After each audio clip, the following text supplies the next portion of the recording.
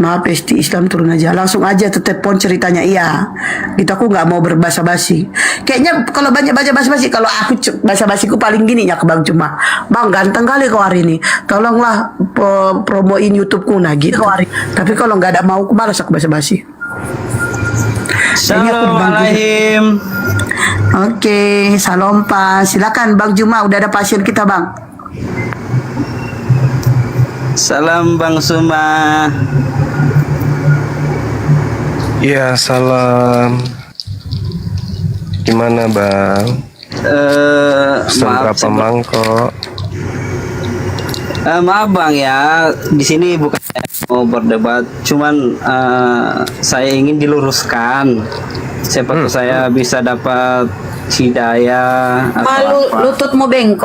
Lututmu bengkok mau diluruskan. Habis patah. Kok dong? Maksudnya Jangan apa Bunda, yang saya capek cari yakini oten Bunda. Capek aku dari tadi Bunda. Bunda Rama diam dulu, biarkan ini sama Bang Juma. saya mau bertanya satu hal ya. Bagaimana Islam menjelaskan status Yesus yang lahir tanpa dosa, yang juga dijelaskan dalam Al-Quran? Ya, seperti yang saya kutip dari Alkitab ya, Lukas. Kata Maria kepada malaikat itu, bagaimana hal itu mungkin terjadi karena aku belum bersuami, dan seterusnya. Maksudnya, adakah manusia selain daripada Yesus yang bisa seperti ini, Bang? Baik, oke. Saya luruskan dulu ya. Kalau Anda mengambil materi dari Bible terkait Yesus, Anda sering belajar Bible kan ya? Lumayan, Bang. Oke. Anda pernah membaca Roma 5 nomor 12?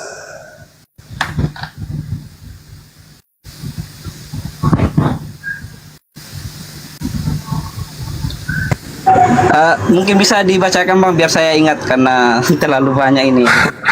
Baik, yang pertama dulu yang saya harus sampaikan kepada saudara, dalam Matius 1 di situ dijelaskan begini. Inilah silsilah Yesus, anak Daud, anak Abraham, anak Ishak, anak Yakub, anak Yehuda, lalu kemudian Feres, kemudian Tamar, kemudian Hesron dan seterusnya sampai kepada Eli, atau sampai kepada Yusuf, atau sampai kepada Maria. Itu silsilah. Terus kemudian Roma 5:12, sebab itu sama seperti dosa telah masuk ke dalam dunia oleh satu orang, dan oleh dosa itu juga maut. Demikianlah maut itu telah menjalar kepada semua orang, karena semua orang telah berbuat dosa. Masuk nggak kategori Yesus di sini, Bang? Itu dulu. Kalau menurut saya jujur sulit. Bagaimana Anda bisa mengatakan sulit? Sementara Yesus mengalami maut. Karena bagaimana ya? Karena di pemahaman saya, Yesus ini, maaf ya, bukan mau Ya silakan, tidak apa-apa, santai aja kita. Yesus ini bagi kami, dia adalah jalan keselamatan, bukan Allah Bapa itu sendiri. Ya, bukan itu maksud saya. Kalau itu saya paham. Orang Yahudi memahami, Yesus menginginkan orang Yahudi memahami dirinya seperti itu. Ini yang kita paham, yang kita bahas tentang keadaan Yesus, tentang kelahiran Yesus. Anda mengatakan Yesus orang suci berdasarkan Bible. Saya katakan enggak. Berdasarkan Bible, Yesus itu orang berdosa. Silsilahnya tadi berasal dari Abraham, Ishak, Yakub sampai kepada Yusuf, sampai kepada Maria. Dan Paulus meneguhkan, menguatkan Roma 5:12, sebab itu sama seperti dosa telah masuk ke dalam dunia oleh satu orang, dan oleh dosa itu juga oleh maut.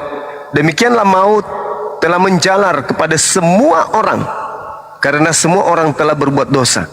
Maut itu juga menjalar sampai ke Yesus, sampai Yesus mengalami maut. Ternyata Yesus juga adalah orang yang berbuat dosa.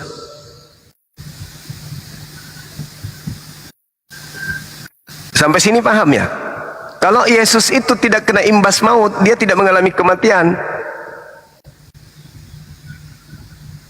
Menurut Roma 5:12.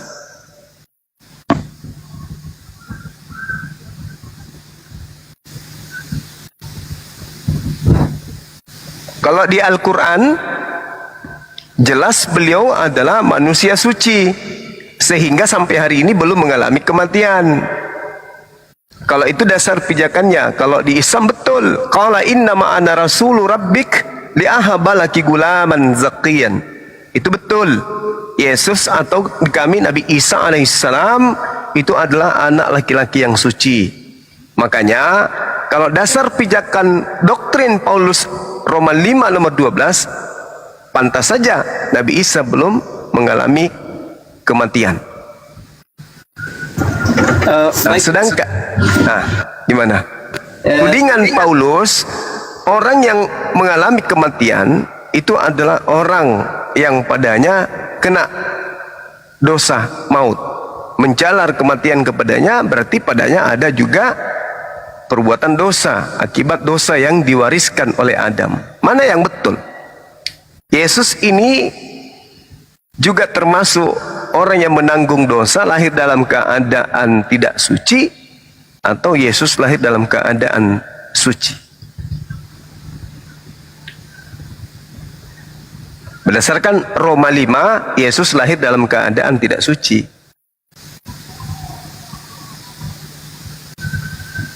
Apakah itu betul?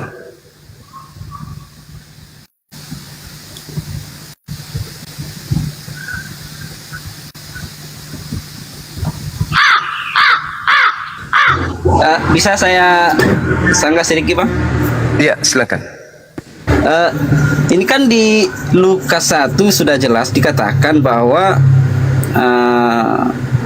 Roh Kudus akan turun di atasmu dan kuasa Allah yang maha tinggi akan menaungi engkau. Sebab itu engkau yang akan kulahirkan itu disebut kudus, anak Allah. Bagaimana itu, Bang? Iya. Ini pertentangan karena Paulus berbeda lain, berbeda dia. Sebab itu sama seperti dosa telah masuk ke dalam dunia oleh satu orang, dan oleh dosa itu juga maut. Demikianlah maut itu telah menjalar kepada semua orang karena semua orang telah berbuat dosa. Maut menjalar kepada Yesus. Berarti dosa menjalar kepada dia. Lagi-lagi dia punya silsilah. Artinya kalau dia dari keturunan Adam, dia juga harus menanggung dosa itu. Berarti sebelum dia lahir pun dia sudah mengalami dosa. Nah, ini kontradiksi. Mana yang betul? Yesus lahir dalam keadaan suci, atau Yesus lahir telah menjalar baginya dosa? Faktanya dia mati. Kalau Roma 5 nomor 12 ini betul. Kecuali Paulus hanya mengada-ngada, hanya ingin menjual Yesus sebagai tumbal penebus dosa waris. Sedangkan dosa waris itu konsep yang dibuat-buat sendiri oleh Paulus. Dan Yesus adalah korban yang dibuat-buat sendiri oleh Paulus juga. Sedangkan data yang Anda bawa Lukas 1, ternyata Yesus adalah manusia suci. Al-Quran surah Maryam 19, Nabi Isa adalah manusia suci. Mana yang betul kira-kira ini? Paulus kah? Atau yang mana yang betul? Yesus lahir dalam keadaan kudus, atau Yesus lahir dalam keadaan kotor, maut, kena imbas? Nah, faktanya kalau Kristen mengatakan Yesus datang lahir dalam keadaan suci, kenapa dia mengalami maut?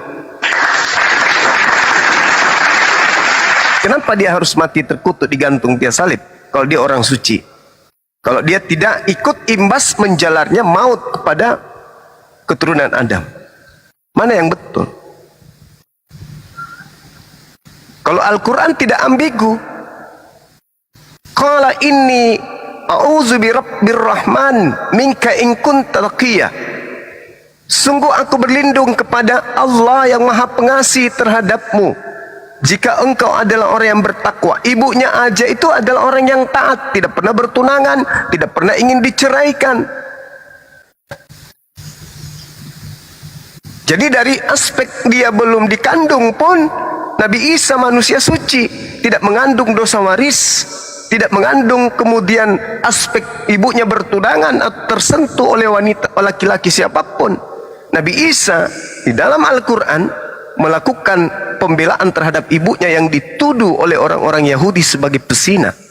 Sedangkan Bible justru mendudukkan Yesus itu sebagai orang yang berdosa. Contoh Roma 5:12 tadi. Belum lagi Galatia 3 nomor 13, dia mati dengan cara terkutuk, dengan menjadi kutuk di atas tiang salib. Nah, jadi orang kalau menelaah Bible menggunakan akal pasti bingung.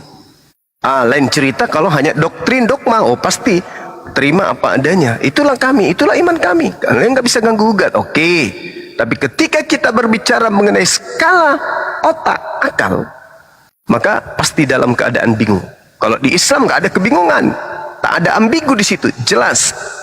Qala innama ana rasulu rabbik li ahabalaki gulaman zakiyan. Sehingga dia mengatakan apa? Inni abdullah, aku ini adalah hamba Allah. Kepadaku diberi kitab, katanya. Ataniyal kitab wa ja'alani nabiyan, dan aku diberi berkat untuk menjadi seorang nabi. Itu di Al-Quran. Tak ada keraguan bagi kami untuk itu. Maka seluruh hidupnya Nabi Isa itu suci, tidak pernah diludahin, tidak pernah ditampar, tidak pernah ditonjok, tidak pernah ditelanjangin, apalagi digantung di atas pohon. Itu nggak pernah di Islam. Jadi konsekuensinya kemudian adalah ketika Nabi Isa datang di tengah-tengah Bani Israel, ditolak oleh para pembunuh Nabi, ditolak oleh para pembangkang ajaran para Nabi, Allah Subhanahu wa Ta'ala menyelamatkan nabinya yang dia kasihi, yang dia cintai, diangkat ke langit. Dan yang disalib oleh mereka adalah orang yang menggantikan kemudian kedudukan Nabi Isa. Itulah yang kalian sebut Yesus. Jadi memang kalau patokan akal dipakai untuk menelaah Bible, kalau jemaat sih nggak masalah bang. Jemaat masuk ke gereja, pendeta sudah memutuskan hari ini, besok saya khotbahnya ini. Dia sudah pilah-pilah, data-datanya ini. Jemaat tidak diberi ruang untuk bertanya. Pendeta hanya menjelaskan, monolog. Kasih karunia Tuhan, berkat terhadap kita semua, tak ada keselamatan. Itu monolog. Habis itu, ya semangat pagi, pulang ke rumah masing-masing. Akhir bulan bayar perpuluhan. Itu aja. Didoktrin. Tak ada ruang untuk tanya jawab. Tak ada ruang kemudian untuk menelaah Bible sampai ke akar-akarnya. Ini apa sih sebenarnya? Itu tak ada bang. Berbeda dengan Al-Quran.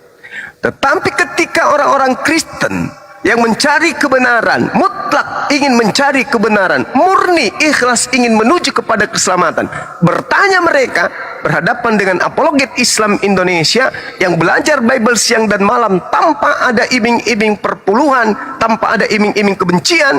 Mereka bertanya, para apologet menjawab dengan jujur, gamblang dijelaskan. Pasti teman-teman yang niatnya mencari kebenaran akan bingung dan menemukan titik lemahnya di mana Bible itu memang betul-betul kontradiksi antara dalil satu dengan dalil yang lain. Itu fakta bang. Makanya banyak orang yang mualaf karena kenapa? Bukan mendalami Quran dulu, tidak. Mereka mendalami Bible lebih dulu. Bible yang mereka gali lebih dulu. Habis itu mereka temukan, nah ini nggak benar ini. Mana ada firman Tuhan kayak begini? Akhirnya dia pindah kepada Al-Quran. La ilaha illallah ujungnya Muhammad Rasulullah. Nah, itu karena mereka menggunakan pola sehat, pola kemanusiaan, bukan pola domba. Domba itu dicucuk hidungnya, kemana ditarik, ke situ pergi. Dia keluar dari lingkaran itu, mereka belajar Bible. Ini nggak benar, ada yang tidak beres. Akhirnya mereka belajar. Nah kayak ini, abang bertanya, bagaimana pandangan Al-Quran Islam terhadap Nabi Isa? Nabi Isa jelas, ini Abdullah ataniyal kitab wa ja'alani nabiyan wa ja'alani mubarakan aynama kuntu, dan Allah menjadikan aku orang yang diberkahi di mana saja aku berada. Orang yang diberkati. Sementara di Bible Yesus bukan orang diberkati, Yesus orang yang dikutuk. Bayangkan aja, orang memperkosa anak kandungnya sendiri, dosanya ditanggung oleh Yesus. Dosanya loh, perbuatan memperkosa anak kandung diserahkan ke Yesus. Betapa kotornya Yesus itu dibuat. Orang yang membunuh ibu kandungnya sendiri diserahkan pula juga ke Yesus tuh. Betapa kotornya Yesus itu dibikin. Orang yang melakukan persenggamahan kepada sesama jenis, dosanya dilimpahkan pula tuh kepada Yesus. Bagaimana dia mau diberkati? Yang ada dia terkutuk. Karena semua noda-noda, semua dosa-dosa, semua kesalahan yang dilakukan manusia dalam sifat kebinatangannya ditanggungkan ke Yesus yang tidak tahu sama sekali tentang itu. Di Islam kagak. Wa ja'alani mubarakan ainama kuntu. Engkau Tuhanku menjadikan aku diberkahi dimanapun aku berada. Dan wa ausani bis shalah waz zakah ma dumtu hayya. Aku diperintahkan oleh Tuhanku melaksanakan ibadah sujud dan menunaikan zakat selama aku hidup. Wa barram biwalidati wa lam yaj'alni jabbaran shaqiyya. Dan aku dijadikan sebagai anak yang berbakti kepada ibuku dan tidak menjadikan aku sebagai seorang yang sombong lagi celaka. Coba Anda teliti Bible, Bung. Teliti Bible. Teliti seteliti-telitinya. Pernah tidak Yesus menunjukkan akhlak yang baik kepada ibu yang mengandung dia?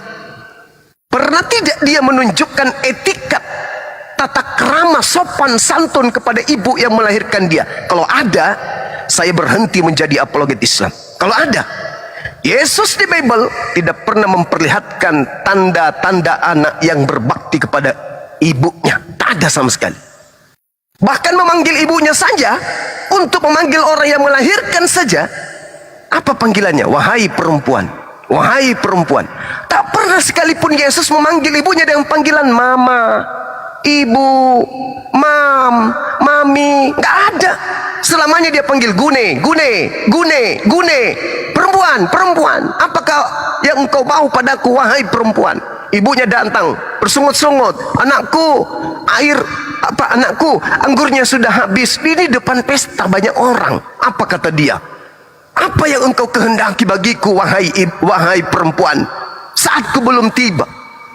Ini akhlak, ini ajaran kasih. Tidak, tapi lagi-lagi lembaga Bible mengubah terjemahan perempuan menjadi ibu biar lebih sopan. Padahal original teksnya enggak. Makanya saya berani bertaruh. Kalau ada orang Kristen titel apapun, sekolah tinggi apapun dalam Bible yang bisa menunjukkan akhlak Yesus kepada ibu yang mengandungnya, saya berhenti menjadi apologet Islam. Saya mending jadi artis aja. Kalau ada, tapi saya jamin tidak akan pernah ada Kristen yang mampu menunjukkan itu.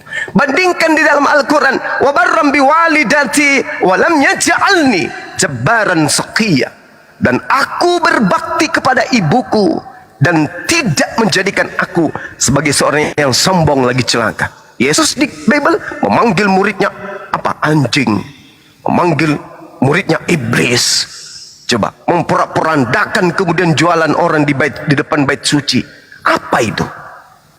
Sedangkan Yesus dituliskan dalam Yohanes 16 nomor 13 nomor 14, ketika ia datang, yaitu roh kebenaran, dialah yang akan memuliakan aku. Al-Quran memuliakan beliau.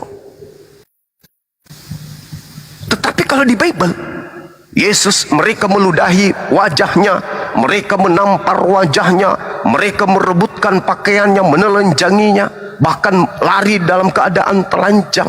Mereka menggantungnya, mereka menamparnya, mereka menombaknya. Ini memuliakan apa atau menghinakan sih? Nah inilah Bung. Jadi kalau kita berbicara mengenai perspektif Islam dan Kristen, bagi kami umat Islam, keislaman dalam hal ini agama Islam, dinul Islam, didatangkan oleh pencipta alam semesta untuk mengembalikan marwah para nabi, termasuk marwah Nabi Isa alaihissalam yang dijual murah ke orang barat demi untuk kepuasan penyembah-penyembah dewa mereka, meninggalkan sembahan kepada dewa mereka menuju kepada penyembahan anak orang bernama Yesus. Itulah fakta yang ada saat sekarang. Tapi apakah saudara Kristen mau menyadari? Itu sulit. Karena iblis tidak akan mungkin mau melepaskan korban yang sudah ada dalam pelukan mereka dengan mudah. Kecuali di tengah-tengah mereka lahir orang-orang yang ingin menggunakan akal sehat agar keluar dari lingkaran setan. Demikian untuk sementara, silakan Bu. Terima kasih Bang. Sama-sama. Kalau bisa satu pertanyaan lagi sebelum saya turun Bang. Biar Iya. saya begini, di dalam Islam kan percaya bahwa Taurat dan Injil itu adalah kitab suci dari Allah. Iya.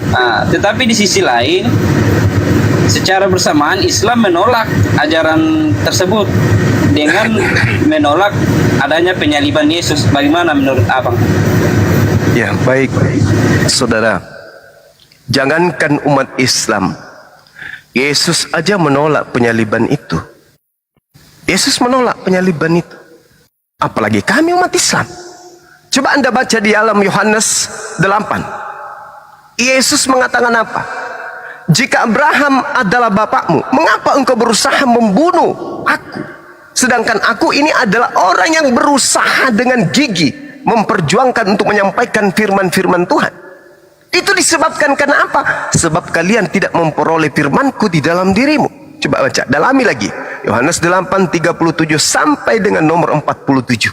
Aku tahu bahwa kamu adalah keturunan Abraham, tetapi kamu berusaha untuk membunuh aku karena firmanku tidak memperoleh tempat di dalam dirimu.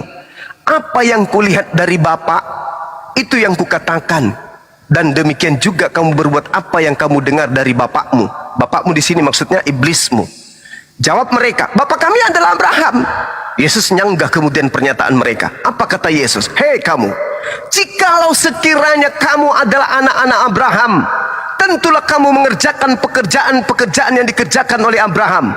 Tapi faktanya, yang kamu kerjakan justru ingin membunuh aku, berusaha ingin membunuh aku. Mana buktinya kalian anak-anak Abraham? Aku ini adalah orang yang mengatakan kebenaran kepadamu, yaitu kebenaran yang kudengar dari Allah. Pekerjaan yang demikian tidak dikerjakan oleh Abraham. Kamu mengerjakan pekerjaan bapakmu sendiri. Jawab orang-orang Yahudi pada saat itu. Kami bukan dilahirkan dari zina. Bapa kami satu, yaitu Allah. Yesus mengatakan apa? Jikalau Allah adalah bapakmu, kamu pasti akan mengasihi aku, sebab aku keluar dan datang dari Allah, dan aku datang bukan atas kehendakku sendiri, melainkan Dia yang mengutus aku. Apa sebabnya kamu tidak mengerti bahasaku? Sebab kamu tidak dapat menangkap firmanku. Apa kata Yesus? Iblislah yang menjadi bapakmu. Itu kata Yesus tuh. Jadi kalau penyaliban itu betul berasal dari Tuhan, Tuhan yang menghendaki, iblis tidak menyangka dong. Kalau Abraham bapakmu, kenapa kamu ingin berusaha membunuh aku? Itu coba. Andaikan penyaliban itu adalah upaya Tuhan untuk menebus dosa manusia, maka Yesus tidak bertanya begitu dong. Ketika kemudian orang-orang Yahudi ingin membunuh Yesus, Yesus pasti akan menjawab, oh iya ya, aku kan harus mati demi dosa kalian. Ayo, mari silakan. Siapkan kemudian apa yang kita harus lakukan supaya saya mati. Enggak. Coba Anda baca. Ketika orang-orang Yahudi bersekongkol, orang Farisi, mahkamah agama, kemudian ahli Taurat, imam-imam kepala, bernubuat pada tahun itu juga untuk membunuh Yesus, agar bangsa mereka dibebaskan dari tekanan Roma, agar orang-orang Roma tidak merampas tempat suci dan bangsa mereka. Mereka kemudian sepakat mulai hari itu juga akan membunuh Yesus. Baca Yohanes 11 nomor 45 sampai dengan nomor 40 sampai dengan nomor 54. Di data nomor 54-nya, ketika 53-nya mengatakan mulai hari itu mereka sepakat membunuh Yesus. 54-nya mengatakan sejak itulah Yesus tidak lagi menunjukkan batang hidungnya di tengah-tengah orang Yahudi dan menghindar sampai ke padang gurun bernama Efraim bersama dengan murid-muridnya. Dia sembunyi. Kenapa dia sembunyi? Coba. Dia sembunyi dari penangkapan. Bukti bahwasanya pembunuhan atau penyaliban itu tidaklah diinginkan oleh pencipta alam semesta. Data pendukungnya, 1. Keluaran 23 nomor 7, nomor 8. Jangan kau membunuh orang yang benar. Jangan kau membunuh orang yang tidak bersalah. Sebab aku Tuhan tidak membenarkan orang-orang yang bersalah. 2. Amsal 6 nomor 16. Apa yang dikatakan di sana? 6 perkara yang dibenci oleh Tuhan, bahkan 7 kekejian di dalam hatinya, yaitu menumpahkan darah orang yang tidak bersalah. Ketiga, Yohanes 6 nomor 70, Yesus berkata, bukankah aku yang memilih engkau yang 12, satu di antaramu adalah iblis. Kenapa Yesus mengatakan Yudas yang berkhianat demi untuk menyalibkan disebut iblis? Harusnya disebut malaikat, sebab dialah yang menyebabkan dia disalib. Harusnya dia sebut dia pahlawan, malaikat, karena dialah kemudian dosa-dosa Kristen ditebus dengan cara disalib. Matius 26 nomor 4, mulai hari itu mereka membuat tipu muslihat. 26 nomor 59, mulai hari itu mereka melakukan kesaksian-kesaksian palsu. Matius 27 nomor 18, Pilatus berkata, mereka semua orang Yahudi, orang Farisi, mahkamah agama berkumpul dan bersekongkol menyerahkan Yesus untuk disalib karena mereka dengki. Bukan karena ingin membebaskan dari kutuk maut, tidak, karena dengki. Jadi semua aspek yang menyebabkan penyaliban itu unsur iblis. Tak ada satupun karena Elohim, tak ada satupun karena Tuhan. Penyaliban adalah rekayasa iblis untuk menyesatkan umat manusia. Isa alaihissalam, Yesus Kristus kemudian diselamatkan oleh Tuhan. Dan ingat, ini terakhir, Matius 12 nomor 38 sampai nomor 40. Apa kata Yesus? Angkatan jahat ini, angkatan tidak setia ini minta satu tanda, dan tidak akan diberikan satu tanda apapun kecuali tanda Yunus. Sebab Yunus 3 hari 3 malam dalam perut ikan, demikian juga anak manusia 3 hari 3 malam dalam perut bumi. Artinya pada hari ketiga akan bangkit dari kematian. Siapa yang percaya kepada kebangkitan, maka dia termasuk angkatan jahat. Lalu bagaimana dengan murid-murid yang ke-11? Baca di dalam Kisah Para Rasul 24, dalam Lukas 24 nomor 8, nomor 9, nomor 10 sampai nomor 11. Apa yang terjadi di sana? Ketika perempuan-perempuan itu datang ke makamnya orang yang bernama Yesus, mereka tidak menemukan mayat Yesus kecuali menemukan kain kafan. Mereka kemudian, perempuan ini datang melapor ke 11 murid. Akan tetapi ke-11 murid Yesus tidak percaya akan apa yang mereka ceritakan. Mereka menganggap itu adalah omong kosong. Namun demikian, pagi-pagi sekali Petrus menuju kepada pemakaman dan menemukan tak ada Yesus, tak ada jenazah di sana, tak ada mayat di sana selain kain kafan. Lalu berkata dalam hatinya, apa sekiranya yang sedang terjadi? Artinya murid 11 tidak tahu menahu tentang kebangkitan. Tidak pernah Yesus mengajarkan kebangkitan itu. Karena kebangkitan hanyalah tanda dan simbol untuk angkatan jahat dan angkatan tidak setia. Baca lagi yang tadi, Matius 12 nomor 38 sampai 30 sampai nomor 40. Itu fakta, itu real di dalam Bible tertulis. Artinya ketika Al-Quran menarasikan kemudian dengan jelas dalam surah An-Nisa ayat 157 bahwasanya aku Tuhan menghukum karena ucapan mereka wa qaulihim inna qatalnal masih Isa bin Maryam Rasulullah wa ma qatalu wa ma salabu walakin syubbiha lahum wa innal ladzina ikhtalafu fi, kata Allah, mereka berselisih paham tentang siapa yang mereka bunuh. Itu kata Allah. Mau bukti? Baca Kisah Para Rasul 25 nomor 19. Mereka berselisih paham tentang agama dan berselisih paham tentang seseorang yang bernama Yesus. Ada yang berkata Yesus itu sudah mati, tetapi Paulus berkata dia masih hidup. Berselisih paham. Sekira begitu. Waktu saya sudah harus ibadah asar. Silakan diambil alih oleh adik saya. Silakan. Kalau masih mau, silakan. Saya rasa Izin. terima kasih Bang. Izin dulu Gurunda. Ya, makasih, saudara. Ada netizen yang bertanya Gurunda, izin mohon maaf. Saya menyelah. Daerah Surabaya sudah ada distributor. Ada yang mau jadi distributor daerah Surabaya? Surabaya belum. Ya, nanti aja kalau bahas siap. skincare nanti aja itu Bunda. Ini kan lagi diskusi, dia Bunda. dia tunggu jawaban Ya Bunda. nanti nggak aja apa-apa. Bunda, biar nggak campur adu diskusi. Aduh, gimana sih, Bunda ini? Biar nggak campur adu. Silakan ada lagi. Terima kasih pencerahannya Bang Suma dan Iya, sama-sama Bang, sama-sama. saya turun dulu menyimak di bawah. Takutnya ada Oke. teman-teman seiman saya nanti datang malah menghujat saya karena saya tidak ada pembantahan sama Abang Suma. saya Dibantah aja Bang kalau memang salah apa yang saya sampaikan. Tapi yang Anda bantah itu Bible bukan Bang Suma berarti. iya, cuman saya mau perdalam apa yang menjadi keraguan saya selama ini. Mau masuk Islam? Karena jujur Bang, saya sudah goyah sebenarnya ini Bang. Cuman ya, Oh, mantap. takutnya ada yang teman-teman saya nanti naik malah menghujat saya. Jadi saya turun dulu Bang, makasih. Iya, nanti boleh naik lagi ya. Naik lagi Iya, Bang. bertanya lagi. Pikir-pikir di bawah apa yang harus saya tanyakan yang masih meragukan saya. Naik lagi, tanya lagi nanti. Makasih Bang, makasih Bang. Sama-sama Bang.